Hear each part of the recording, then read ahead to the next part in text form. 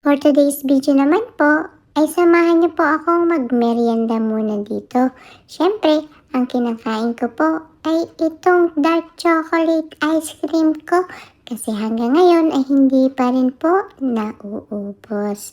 At excited na excited nga po ako kasi may pupuntahan po ako ngayon. At tara, samahan niyo po ako kung ano ang gagawin ko today. Ayun nga po, kinukwento ko kay mami kung ano ang mga gagawin ko. Pero ang totoo ay may merienda lang naman po ako dito. Kasi gusto kong kumain ng donut at saka smoothie habang nagdo-drawing at nanonood dito sa cellphone ko dito sa may Tim Hortons. Kaya lang, nakyutan sila sa akin. Ang sabi nila, ang ganda-ganda ko daw po. Kaya ayan, pinag-part-time muna ako dito sandali. Kasi nga po, para daw po ma-experience ko.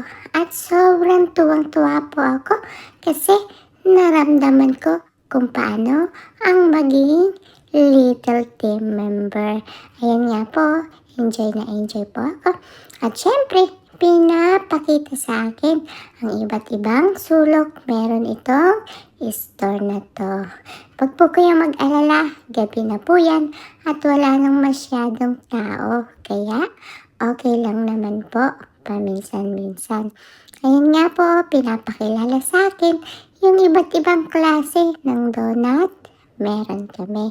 At yan po, bilang isang team member, ay dapat alam ko din po yan. O, diba? Memorize ko na po agad kung ano yung mga paborito kong donut. Pero syempre, dito naman tayo sa may sandwich area. Ayan nga po, dito ginagawa yung iba't ibang klase ng sandwich na o-orderin nyo. Syempre, kitang-kita nyo naman po, napakaganda at napakalinis ng store na to. At syempre, dito yung drive-thru window. At ito naman po, dito ginagawa yung iba't ibang klase ng coffee. O diba, naipasyal at naitur ko kayo dito sa tindahan na ito.